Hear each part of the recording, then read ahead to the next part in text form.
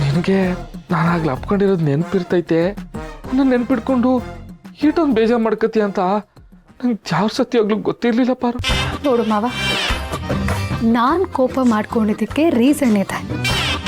ಈಗ ನಾನು ನೀನು ಗಂಡ ಹೆಂಡ್ತಿ ತಾನೆ, ಮತ್ತೆ ತಪ್ಪೇಗಾಗತ್ತೆ ಮಾವ? ಇಲ್ಲ ಇಲ್ಲ ಪಾರು, ನಾನು ನಿನಗೆ ಕೊಟ್ಟಿರೋ ಮಾತು ನನಗೆ ನೆನಪೈತೆ. ನಾನು ಅದನ್ನ ಯಾವತ್ತೂ ಮರೆಯೋಕ್ಕಿಲ್ಲ. ಇನ್ನೊಂದು ಸ್ವಲ್ಪ ದಿನ ಆಟೆಯ ನಮ್ಮ ರತ್ನಂದು ರಾಣಿದು ಮದುವೆ ಆಗ್ಬಿಡ್ಲಿ ಅನ್ಕೊಂಡೆ. ನೀನು ಹಿಂಗೆ ಹೇಳ್ತೀಯ ಅಂತ ಅನ್ಕೊಂಡೆ. ನಿನಗದು ಯಾವಾಗ ಅರ್ಥ ಆಗುತ್ತೋ ಏನೋ, ನನಗೊಂದು ಅರ್ಥ ಆಗ್ತಿಲ್ಲ. ಪಾರು, ನೀನೇ ತಾನೇ ನನ್ನ ಟೀಚರ್ ಅಮ್ಮ. ನೀನು ನಂಗೆ ಕಲಿಸ್ಕೊಡು, ನಾನು ಕಲಿತೀನಿ. ಓಕೆನಾ ಮ್ಯಾಮ್? ನೋಡು ಮಾವ, ಈ ಥರ ಕ್ಯೂಟಾಗೆಲ್ಲ ಮುಖ ಮಾಡಬೇಡ. ಅಮ್ಮ ನನಗೆ ತಲೆ ಕೆಟ್ಟರೆ ಮುತ್ತು ಕೊಟ್ಟು ಕೆನ್ನೆ ಕಚ್ಬಿಡ್ತೀನಿ. ತಲೆ ಕೆಟ್ಟರೆ ಏನು ಮಾಡ್ತೀಯ ಪಾರು? ಮನ್ಸಲ್ಲಿ ಹೇಳ್ಕೊಂಡಿದ್ದೀನಿ, ನಿನಗೆ ನೇರವಾಗಿ ಹೇಳಬೇಕು ಅನ್ನೋ ರೂಲ್ಸ್ ಎಲ್ಲ ಇಲ್ಲ. ಯಾಕಂದರೆ ನಾನು ಟೀಚರ್. Okay ma'am. ಸರಿ ಸರಿ, ಹೋಗಿ ಮಲ್ಕೋ. Good night ma'am.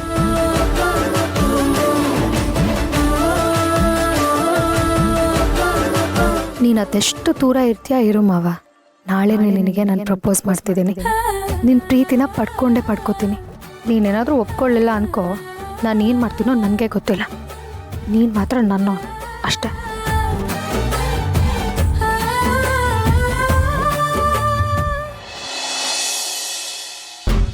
ಸೀನಾ, ಬೇಗ ಬರಲಾ ಸೀನಾ? ಏನಪ್ಪ ಅವಳಿಂದ ಬೇಗ ಬಾ ಬೇಗ ಬಾ ಅಂತ ಕರಿತಿದ್ಯಲ್ಲ, ಅದೇನು ಬೇಗ ಹೇಳು. ಏನ್ ಗೊತ್ತೇನೋ ಸೀನಾ, ಏನು? ಊರ್ ಜನ ಎಲ್ಲ ತಮಟೆ ಬಾರಿಸ್ಕೊಂಡು ಈ ಕಡೆನೆ ಬರ್ತಾ ಇದ್ದಾರೆ. ಜಾತ್ರೆ ಉತ್ಸವಕ್ಕೆ ದೇವ್ರಿಲ್ವಂತೆ. ಪಲ್ಲಕ್ಕಿ ಮೇಲೆ ನೀನ್ ಕೂರ್ತೀಯೇನೋ ಅಂತ ಕರೆದೆ. ಆಹಾ, ಅಪ್ಪ ತಂದೆ, ನನ್ನನ್ನ ಚಟ್ಟದ ಮೇಲೆ ಮಲ್ಕೊಳ್ಳೋಂಥ ಪರಿಸ್ಥಿತಿಗೆ ತಂದಿಟ್ಟಿದ್ಯಾ. ಇನ್ನು ಪಲ್ಲಕ್ಕಿ ಮೇಲೆ ಕೂರ್ತಿ ಅಂತ ಕೇಳ್ತಿದ್ಯಲ್ಲಪ್ಪ. ಅಂದ್ರೆ ಏನಿಲ್ಲ, ಅಲ್ಲೆಲ್ಲ ಉದುರ್ ಬೀಳ್ಬೇಕು. ಬೇಗ ಹೇಳ್ಬೇಕಂತೆ, ಬೇಗ. ಯಾರೋ ಬರೋರಿದ್ದಾರೆ. ಏನೋ ಮಾಡಂಗವ್ರಲ್ಲ ಇವರು. ನಿನ್ನ ಜೀವನದಲ್ಲಿ ಎಲ್ಲಾನು ಲೇಟೇ ಕಣೋ. ನೀನು ಹುಟ್ಟಿದ್ದು 10 ತಿಂಗಳಿಗೆ, ತೊತ್ತೊತ್ತೊತ್ತೋ ಅಂತ ಮಾತಾಡಿದ್ದು 3 ವರ್ಷಕ್ಕೆ, ಅಂಬೆಗಾಲ ಹಾಕಿದ್ದು 4 ವರ್ಷಕ್ಕೆ. ಮದುವೆ ಮಾತ್ರ ಎಲ್ರಿಗಿಂತ ಬೇಗ ಆಗ್ಬಿಡ್ತು. ಎಲ್ಲ ಮಾದಪ್ಪನ ದಯೆ. ಮಾದಪ್ಪಣ್ಣ, ಸಾರಿ ಮಾವ, ನಾನು ರೆಡಿ. ಅದೇನು ವಿಷಯ ಅಂತ ಹೇಳಿ. ಹೇಳ್ತೀನಿ ಕಣವ್ವ, ಯಾರೋ ಒಬ್ರು ಬರಬೇಕು. ಆಯ್ ಆಗ್ಲಿಂದ ಯಾರೋ ಒಬ್ರು ಬರ್ಬೇಕು ಅಂತಾನೆ ಅವ್ರೆ. ಅದೇನ್ ವಿಷಯ ಹೇಳಕ್ಕಾಗಲ್ಲ. ಹೇಳ್ತೀನಿ ಕಣೆ. ಸರ್, ಹೊರಗಡೆ ಬರ್ಬೋದಾ? ಓಹ್, ಬಂದೇ ಬಿಟ್ರಾ? ಬನ್ನಿ, ಬಾ ರಶ್ಮಿ, ಬಾ. ನಮಸ್ಕಾರ ಬೈ. ನಮಸ್ಕಾರ ಬಾಯ್. ಬಂದೇ ಬಿಟ್ಟಿದ್ದೀರಲ್ಲ. ಇವ್ರ ಹೆಸರು ಮುಸ್ತಫಾ ಅಂತ, ಒಳ್ಳೆ ಫೋಟೋಗ್ರಾಫರ್. ಮದುವೆ, ಮುಂಜಿ, ಗೃಹ ಪ್ರವೇಶಕ್ಕೆ ಎಲ್ಲದಕ್ಕೂ ಇವರೇ ಫಿಕ್ಸು. ಇವ್ರನ್ನೇ ಕರೆಸಿದ್ಯಾ? ಏಯ್, ತಟ್ಟೆಲ್ಲ ಅನ್ನ ಇಟ್ಕೊಂಡು ಯಾಕೆ ಊಟ ಮಾಡಬೇಕು ಅಂತ ಕೇಳ್ತಾರೇನೋ.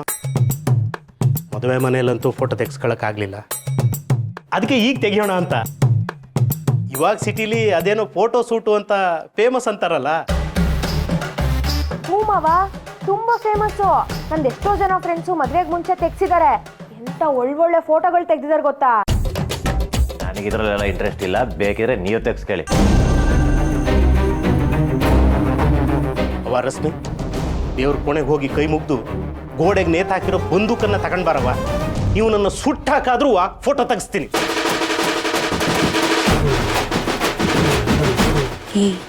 ಸುಮ್ಕೆ ಒಪ್ಕೊಳ್ಳ, ಎಡ್ವಟ್ ಮಾಡಬೇಡ, ಇಲ್ಲಾಂದ್ರೆ ಬಂದೂಕ ಆಚೆ ಬರ್ತದೆ. ಆಯ್ತು ಬಿಡು, ತೆಗ್ಸ್ಕೊತೀನಿ.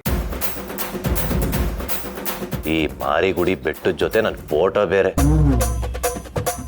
ಇದ್ರ ಬದಲು ಬೆಟ್ಟದ ಮೇಲಿಂದ ಬಿದ್ದು ಸಾಯದೆ ವಾಸಿ. ನನ್ನ ಮುಖ ನೋಡಿದ್ರೆ ಉರ ಅಂತಾನೆ. ಈ ನನ್ನ ಮಗಂಗೆ ಸರಿಯಾಗಿ ತುಳ್ದಾಕೋಣ ಅನ್ಸತ್ತೆ. ಆಮೇಲೆ ಅದಕ್ಕೆ ತಾಳಿ ಅಂತ ಅರ್ಧ ಗಂಟೆ ಪಾಠ ಮಾಡಿದ್ದಾರೆ. ಅದು ನೆನ್ಪಾಗಿ ಸುಮ್ಮನಾಗ್ತೀನಿ. ನರ್ಪೇತ್ಲು ನನ್ನ ಮಗ. ಮುಸ್ತಫಾ, ಏನೇನು ಅರೇಂಜ್ಮೆಂಟ್ಸ್ ಬೇಕೋ ಎಲ್ಲನೂ ಮಾಡ್ಕೊ. ಒಳ್ಳೊಳ್ಳೆ ಫೋಟೋ ತೆಗಿಬೇಕು, ಆಯ್ತಾ? ಸರಿ ಸಾಬ್.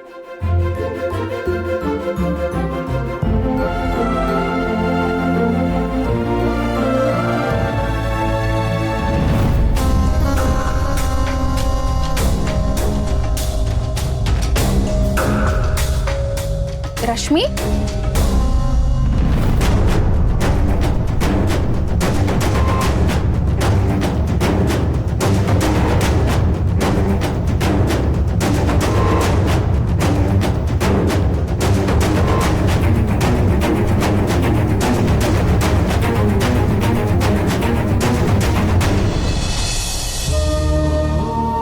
ಅಮ್ಮ ಬಾ ಏನು ಬಾ ಕೂತ್ಕೋ.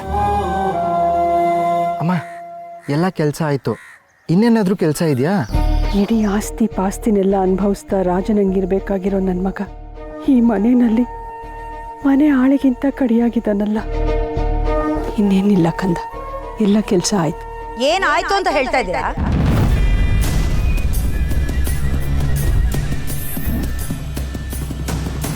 ಎಂತ ಮೈಗಳ್ರಿ ಇದ್ದೀರಾ ನೀವು? ನಾಚಿಕೆ ಆಗ್ಬೇಕು ನಿಮ್ ಜನ್ಮಕ್ಕೆ. ಅದಕ್ಕೆ ಎಲ್ಲ ಕೆಲಸ ಮುಗೀತು, ಅದಕ್ಕೆ ಅಮ್ಮನಿಗೆ ಬೇರೆ ಏನಾದರೂ ಕೆಲಸ ಇದೆಯಾ ಅಂತ ಕೇಳ್ತಾ ಇದ್ದೆ. ಓಹೋ, ಇವನು ಮೇಸ್ತ್ರಿ ಮನೇದ್ ಯಾವ ಕೆಲಸ ಆಯ್ತು ಯಾವ ಕೆಲಸ ಆಗಿಲ್ಲ ಅಂತ ಲೆಕ್ಕ ಕೊಡ್ತಾ ಇದ್ದಾನೆ. ಏಯ್, ಪಾತ್ರೆ ತೊಳೆದೇನೋ ಪೆದ್ನಲ್ ಮಗ್ನೆ? ಬೈಬೇಡಮ್ಮ, ಎಲ್ಲ ತೊಳ್ದಾಗಿದೆ. ಗಿಡಕ್ಕೆಲ್ಲ ನೀರು ಇವ್ರ ಅಪ್ಪ ಬಂದ್ ಹಾಕ್ತಾನ? ಅದು ಆಯಿತು ಅದಕ್ಕೆ. ಅದ್ಕೆನಾ? ಯಾವಳ ನೀನ್ ಅದ್ಕೆ? ಅದ್ಕೆ ಗಿತ್ಕೆ ಅಂದ್ರೆ ನಾಲ್ಗೆ ಮೇಲೆ ಬರೆ ಹಾಕ್ಬಿಡ್ತೀನಿ. ಕೆಲಸ ಮುಗೀತು ತಾನೆ? ಇಲ್ಲಿ ಕೂತ್ಕೊಂಡು ಏನ್ ನೋಡ್ತಾ ಇದ್ದೀರಾ? ನಿಮ್ ಮುಖ ನೋಡೋದಕ್ಕೂ ಅಸಹ್ಯ ಆಗುತ್ತೆ. ಹೋಗಿ ಔಟ್ ಸೇರ್ಕೊಳ್ಳಿ.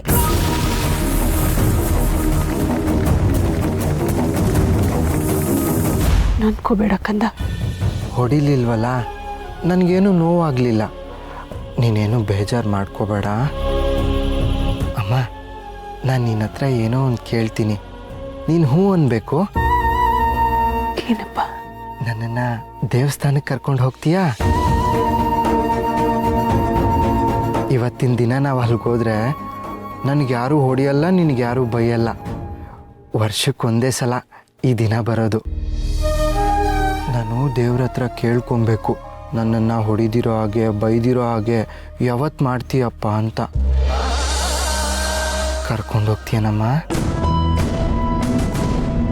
ಬೇಡ ಕಂದ, ಯಾರಾದರೂ ನೋಡಿದ್ರೆ ತುಂಬ ಕಷ್ಟ. ಅಮ್ಮ, ಒಂದೇ ಒಂದು ಸಲ ಅಮ್ಮ, ನಾನೇನು ಬೇರೆ ಕೇಳ್ತಿಲ್ವಲ್ಲ. ಅಯ್ಯೋ ನನ್ನ ಕಂದ, ನಿನ್ನ ತಾಯಿಯಾಗಿ ನಿನ್ನ ಬದುಕಿಗೆ ಒಂದು ನ್ಯಾಯ ಕೊಡ್ಸೋಕ್ಕಾಗಲಿಲ್ಲ. ದೇವಸ್ಥಾನಕ್ಕಾದರೂ ಕರ್ಕೊಂಡು ಹೋಗ್ತೀನಿ.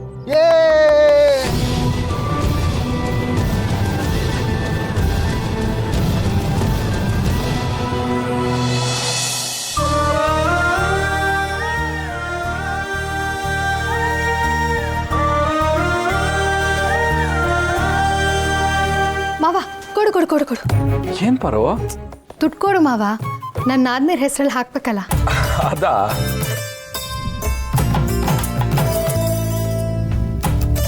ರಮ್ಯಾ, ರಾಣಿ.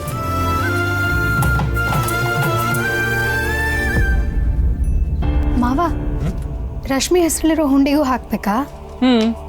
ಗುಂಡು ಉಂಡಿಗೂ ಹಾಕ್ಬೇಕು. ಬರೀ ಮದುವೆ ಆಗೋ ಗಂಟ ಅಲ್ಲ, ಆಮ್ಯಾಕೆ ಈ ಹೆರಿಗೆ ಬಾಣಂತಣ ಇದೆಲ್ಲ ಇಲ್ವಾ? ಮಾವ, ನೀನ್ ಗ್ರೇಟ್. ತಂಗಿನ ನೋಡ್ಕೊಳ್ಳೋ ವಿಷಯದಲ್ಲಿ ಕೆಲವರು PhD ಮಾಡಿರ್ತಾರೆ, ಆದರೆ ನೀನು ಯೂನಿವರ್ಸಿಟಿ.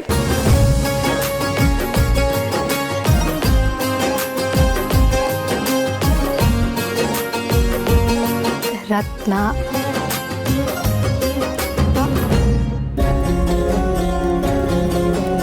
ಪಾರು ಹೆಸರಿಗೆ ಬೇಡ ತಗೋ. ಯಾಕತ್ಗೆ? ಯಾಕೆ ಅಂದರೆ ನಾನು ಇಲ್ಲೇ ಇರ್ತೀನಲ್ಲ, ಅದಕ್ಕೆ. ಮಾವ ಅಂದರೆ ನಾನು, ನಾನಂದರೆ ಮಾವ. ಪಾಕೆಟ್ ಮನಿ ಬೇಡವಾ ಅದ್ಗೆ? ನನ್ನ ಗಂಡನ ಪಾಕೆಟಿಗೆ ಕೈ ಹಾಕೋ ಸಲ್ಗೆ ನನಗಿದೆಯಲ್ಲ, ಅಷ್ಟು ಸಾಕು. ನೀವೆಲ್ಲರೂ ಮದುವೆ ಆಗಿ ಇನ್ನೊಂದು ಮನೆ ಬೆಳಗಕ್ಕೆ ಹೋಗೋರು, ಆದರೆ ನಾನು ಇಲ್ಲೇ ಇರೋಳು. ನನಗೆ ಮಾವ ಇದ್ರೆ ಸಾಕು, ಬೇರೇನೂ ಬೇಡ.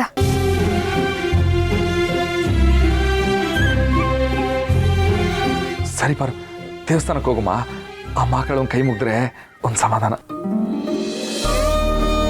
ಗರ್ಲ್ಸ್, ಮನೆ ಕಡೆ ಜೋಪಾನ. ನಾವು ಸ್ಕೂಲಿಗೆ ಹೊರಟ್ವಿ ಅದಕ್ಕೆ, ಇನ್ನೇನು ಸ್ವಲ್ಪ ಹೊತ್ತಷ್ಟೇ. ಬರ್ತೀನ್ರವ. ಹಾಯ್, ಹಲೋ, ನಮಸ್ಕಾರ. ಇದು ನಿಮ್ಮ ಲವ್ ಗುರು ಕಾರ್ಯಕ್ರಮ. ಮಾವ ಒಂದ್ ನಿಮಿಷ. ನೀವು ನಿಮ್ಮ ಲೈಫ್ ಪಾರ್ಟ್ನರ್ ಜೊತೆ ಎಷ್ಟು ಅನ್ಯೋನ್ಯವಾಗಿದ್ದೀರಾ ಅನ್ನೋದಕ್ಕೆ ಒಂದು ಸಣ್ಣ ಟೆಸ್ಟ್. ರೆಡಿ ಇದ್ದೀರಾ? ಏನತ್ಗೆ ಟೆಸ್ಟ್ ಮಾಡ್ಬೇಕಾ? ಏ ಇಲ್ಲಪ್ಪ ಹಾಗೇನಿಲ್ಲ, ನಡಿ ಮಾವ ಹೋಗೋಣ. ಅತ್ಗೆ ಒಂದ್ ನಿಮಿಷ. ನನಗ್ ಟೆಸ್ಟ್ ಅಂದಾಗ ಓದ್ಕೋ ಅಂತ ಒತ್ತಾಯ ಮಾಡ್ತಿದ್ರಿ, ಇವಾಗ ದೊಡ್ಡೋರಿಗೆ ಟೆಸ್ಟ್ ಅಂದ ತಕ್ಷಣ ಜಾಗ ಖಾಲಿ ಮಾಡ್ತಿದ್ರಾ? ಅದೆಲ್ಲ ಆಗಲ್ಲ, ಬುಕ್ ತರ್ತೀನಿ, ಟೆಸ್ಟ್ ಕೊಡ್ಲೇಬೇಕು. ಈಗ ನಿಮ್ ಕೈನಲ್ಲಿ ಒಂದು ಪೇಪರು ಪೆನ್ನು ತಗೊಳ್ಳಿ. ಅಯ್ಯೋ ಪೇಪರ್ ಪೆನ್ ಏನು, ಬುಕ್ಕೆ ಇಟ್ಕೊಂಡಿದೀವಿ, ಶುರು ಮಾಡಿ. ನಾನ್ ಕೇಳೋ ಪ್ರಶ್ನೆಗೆಲ್ಲ ಎಷ್ಟು ಪಾಯಿಂಟ್ ಅಂತ ಹೇಳ್ತೀನಿ. ಉತ್ತರ ಹೌದು ಅಂತ ಆದ್ರೆ ಆ ಪಾಯಿಂಟ್ಸ್ ಬರ್ಕೊಳ್ಳಿ, ಇಲ್ಲ ಅಂದ್ರೆ 0 ಬರ್ಕೊಳ್ಳಿ. ಕೊನೆಗೆ ಕೌಂಟ್ ಮಾಡಿ ಎಷ್ಟು ಪಾಯಿಂಟ್ ಬಂತು ಅಂತ ಲೆಕ್ಕ ಹಾಕೊಳ್ಳಿ.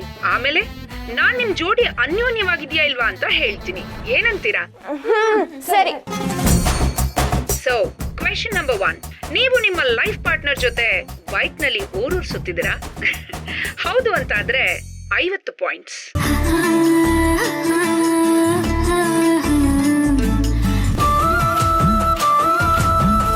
ಓ ಎಷ್ಟೊಂದ್ ಸಲ ಸುತ್ತಾಡಿದೀವಿ ಅಲ್ವಾ ಮಾವ? ಹೌದೌದು. ಏ ಇದೆಲ್ಲ ಯಾಕೆ ಬೇಕು ಬರು, ಬಿಡು ಬಾ ಹೋಗುಮ. ಏ ಮಾವ, ಜೀವನದಲ್ಲಿ ಜೋಶ್ ಅನ್ನೋದು ಇಲ್ಲ ನಿನ್ಗೆ. ಗರ್ಲ್ಸ್ ನೀವು ಬರ್ಕೊಳ್ಳಿ 50 ಪಾಯಿಂಟ್ಸ್. ನೀವು ನಿಮ್ಮ ಪಾರ್ಟ್ನರ್ ಜೊತೆ ಕಾಲ್ ಎಳ್ಕೊಂಡು ತಮಾಷೆ ಮಾಡ್ತೀರಾ? ಹಾಗಾದ್ರೆ 60 ಪಾಯಿಂಟ್ಸ್. ಇದೆಲ್ಲ ಒಂದು ಪರೀಕ್ಷೆನಾ? ಮಾಡಕ್ ಕ್ಯಾಮೆ ಇಲ್ಲ. ಗರ್ಲ್ಸ್ ಹೌದು ಹೌದು, ಹಾಗಿದ್ರೆ 60 ಪಾಯಿಂಟ್. ನೀವು ನಿಮ್ಮ ಪಾರ್ಟ್ನರಿಗೋಸ್ಕರ ಜಗಳ ಮಾಡಿದಿರಾ? ಹೌದು ಅಂದ್ರೆ 25 ಪಾಯಿಂಟ್ಸ್. ಯವ್ವಾ, ಜಗಳನ ನಾ ಮಾಡಕ್ಕಿಲ್ಲಪ್ಪ. ನಾನ್ ಮಾಡ್ತೀನಿ. ನನ್ ಮಾವನ್ಗೆ ಯಾರಾದ್ರೂ ಕೆಟ್ಟದಾಗ ಮಾತಾಡಿದ್ರೆ ನಾನ್ ಜಗಳ ಮಾಡಿದ್ದೆ. ನನ್ ಮಾವನ್ಗೆ ನನ್ ಮುಂದೆನೆ ಕೆಟ್ಟದಾಗ ಮಾತಾಡ್ತೀರೋ ಬಿಕ್ನಾಸಿ ನಾಯಿ. ಅದಕ್ಕೋಸ್ಕರ 25 ಪಾಯಿಂಟ್ಸ್. ನೀವು ನಿಮ್ಮ ಲೈಫ್ ಪಾರ್ಟ್ನರ್ಗೆ ಅಡ್ಡ ಹೆಸರು ಇಟ್ಟಿದ್ದೀರಾ? ಹೌದು ಅಂತಂದ್ರೆ 50 ಪಾಯಿಂಟ್ಸ್. ಓ ಇಟ್ಟಿದೀವಲ್ವಾ ಅಲ್ವಾ ಮಾವ? ಅಡ್ರೆಸ್ರ ಯಾವ್ದು ಬಾರು? ಏ ಹೋಗ್ ಮಾವ, ನೀನು ಆ ಹೆಸರಲ್ಲಿ ನನ್ನ ಎಲ್ಲರ ಮುಂದೆ ಕರೆಯಲ್ಲ, ಬರೀ ರೂಮಲ್ಲಿ ಮಾತ್ರ ಕರೆಯೋದು. ಏನಂತ? ಮ್ಯಾಮ್. ಓ ಅದಾ? ಅಣ್ಣ ಹಂಗಿದ್ರೆ ಅದ್ಗೆ ನಿನ್ನ ಏನಂತ ಕರೀತಾಳೆ? ಏ ಸ್ಟೂಡೆಂಟು. ಸ್ಟೂಡೆಂಟ್ ಅಲ್ಲ, ಸ್ಟೂಡೆಂಟ್. ಹಾಗಿದ್ರೆ 50 ಪಾಯಿಂಟ್ಸ್ ಬರ್ಕೊಳ್ಳ? ಬರ್ಕೋ. ಇವಾಗ last question and very important question. ನೀವು ನಿಮ್ಮ ಲೈಫ್ ಪಾರ್ಟ್ನರ್ಗೆ ಎಂತ ಸಂದರ್ಭ ಬಂದ್ರೂ ಯಾವತ್ತಿಗೂ ಅವ್ರನ್ನ ಬಿಟ್ಟು ಹೋಗಲ್ಲ ಅನ್ನೋ ಮಾತು ಕೊಟ್ಟಿದ್ದೀರಾ?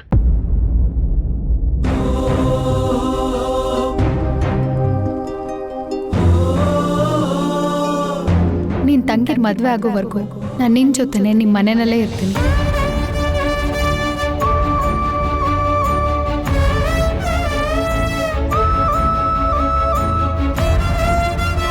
ಹೇಳಿ ಬೇಗ, ಬರ್ಕೋಬೇಕಲ್ಲ.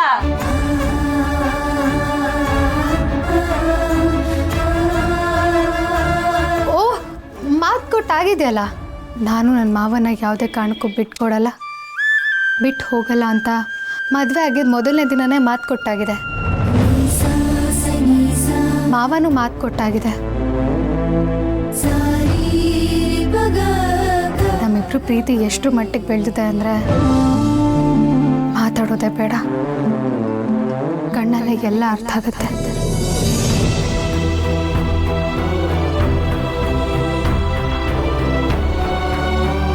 ಅಲ್ವಾ ಮಾವ?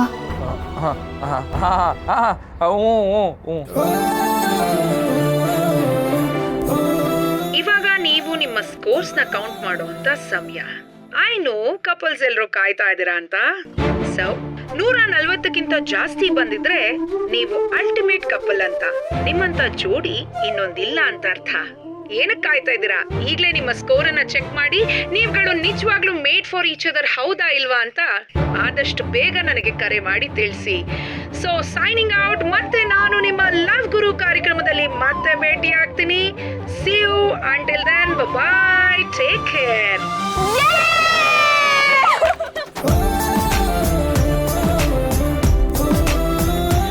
ಆಯ್ತೇನ್ರವ ನಿಮ್ದು ಟೆಸ್ಟ್ ಫಸ್ಟು ಅಲ್ಲ? ಟೆಸ್ಟ್ ಫಸ್ಟು ಆಗಿಲ್ಲ, ಟೆಸ್ಟಲ್ಲಿ ಫಸ್ಟ್ ಬಂದಿದ್ದೇವೆ. ಚಂದದ ಕವಿತೆ ಅದರೊಳಗೆ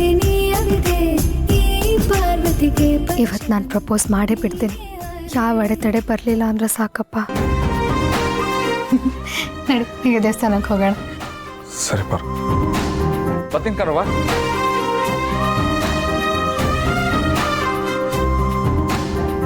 ಇವರಿಬ್ರು ಒಬ್ರನ್ನೊಬ್ರು ಎಷ್ಟು ಪ್ರೀತಿಸ್ತಾರಲ್ವಾ. ಇವ್ರು ಹೀಗೆ ಇರಬೇಕು. ಇವ್ರ ಪ್ರೀತಿ ಊರಿಗೆಲ್ಲ ಮಾದರಿ ಆಗಬೇಕು.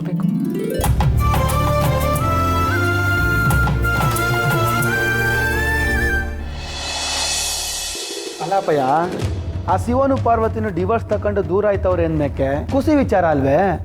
ಮತ್ತೆ ಯಾಕೆ ಈ ನಿರ್ಧಾರ ತಗೋತಿದ್ದಿ? ಒಳ್ಳೆದ ಮನಸ್ಸಲ್ಲಿ ಇಲ್ಲದನ್ನು ಹುಟ್ಸೋದಕ್ಕೆ ಕಣೋ.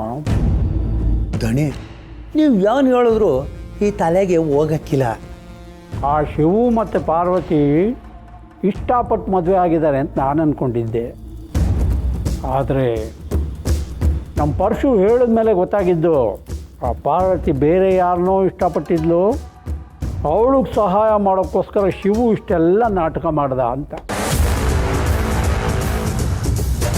ಅವರಿಬ್ಬರು ಮದುವೆ ಮಾಡಿಸಿ ನಾನು ತಪ್ಪು ಮಾಡಿಬಿಟ್ಟೆ ಮದುವೆ ಮನೆಯಲ್ಲಿ. ಇರಲಿ ಬಿಡಿ, ಈಗ ಆ ವಿಷಯ ಬೇಡ. ನಾನು 15 ಹೇಳ್ತಿರೋದು. ಈಗ ಅವರೇ ಡಿವೋರ್ಸ್ ತಗೊಂಡು ದೂರಕ್ಕೆ ಹೋಯ್ತವ್ರೆ ಅನ್ನೋಕ್ಕೆ ಖುಷಿ ವಿಚಾರ ಅಲ್ವೇ? ನಮ್ಮ ಕೆಲಸನೂ ಸುಲಭ ಆಯ್ತದೆ. 6 ತಿಂಗಳು ಮುಂಚೆನೆ ವಿಚ್ಛೇದನಕ್ಕೆ ಹೋಗವ್ರೆ ಅಂದ್ಮ್ಯಾಕೆ ಈ ಮದುವೆ ಇಷ್ಟ ಇಲ್ಲ ಅಂತ ಅಲ್ವ್ರ?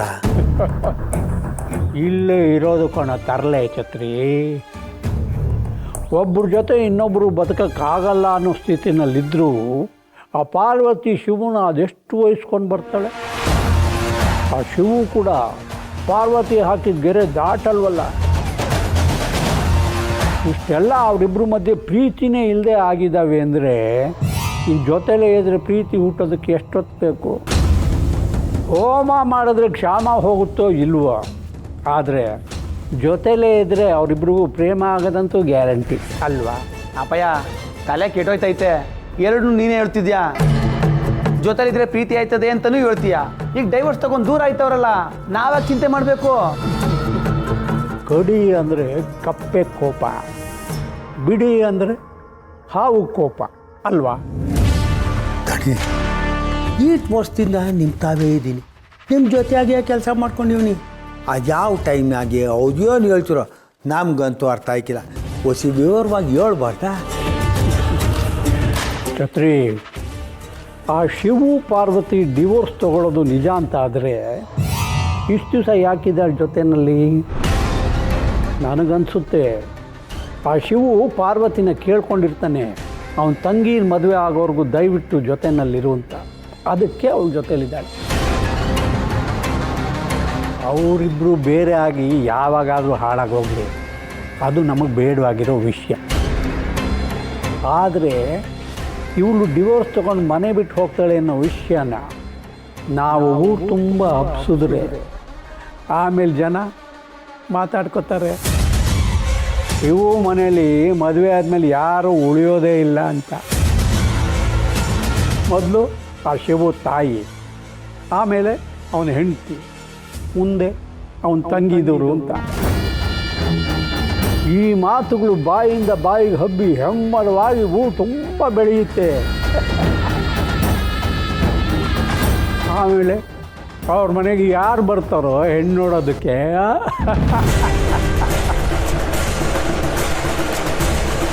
ದಣಿ, ನೀವು ದಾರ ಹಿಡ್ಕೊಂಡು ಬುಗುರಿ ಆಡಿಸ್ತೀರಾ ಅಂತ ಎಲ್ಲ ಅನ್ಕೋತಾರೆ. ಭೂಮಿನೇ ಆಡಿಸ್ಬಿಡ್ತೀರಾ? ಅಪ್ಪಯ್ಯ, ಕೈನಾಗೆ ಕತ್ತಿ ಹಿಡ್ಕೊಂಡಿದ್ಯಾ, ತಲೆ ಎಗರಿಸ್ತೀಯಾ ಅಂದ್ಕೊಂಡ್ರೆ ಕೈಗೆ ಬಂದಿರೋ ಫಸ್ಲು ಕೊಯ್ತಿದ್ಯಾ. ಕಲಿಬೇಕಪ್ಪಯ್ಯ ನಿನ್ನಿಂದ. ಮುಂದೆ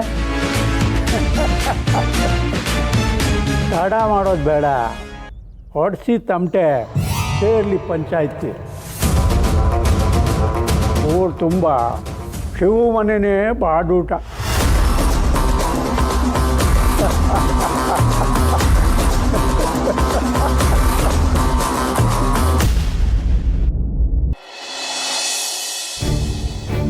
ಪಿಂಕಿ ಏನ್ ಅಲ್ಲೇ ನಿಂತ್ಕೊಂಡ್ಬಿಟ್ಟೆ, ಒಳಗ್ ಬಾ.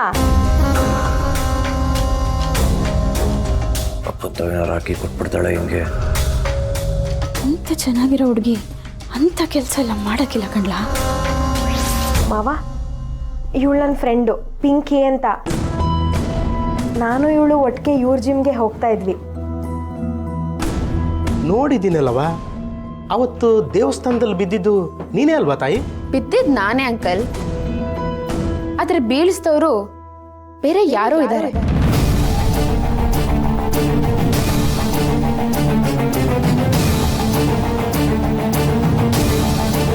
ಬೀಳ್ಸಿದ್ರ? ಯಾರವ ಅದು?